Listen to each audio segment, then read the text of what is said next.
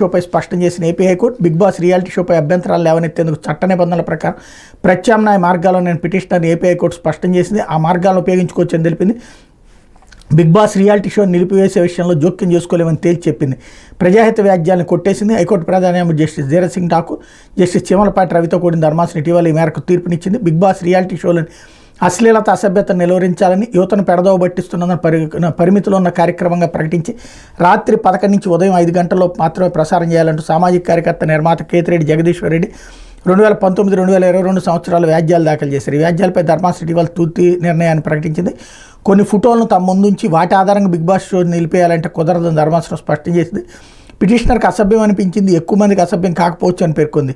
Petitioner కేవలం కేంద్ర హోంశాఖకు ఫిర్యాదు చేశారని సంబంధిత అధికార యంత్రాంగం వద్ద ఫిర్యాదు చేయలేదండి. పిటిషనర్ ఈ వ్యాజ్యాల్లో లేవనెత్తిన విషయాలను కేబుల్ టీవీ నియంత్రణ చట్ట నిబంధనల ప్రకారం సంబంధిత అధికారుల ముందు లేవనెత్తచ్చని స్పష్టం చేసింది అన్నట్టు వార్తని హైలైట్ చేశారు.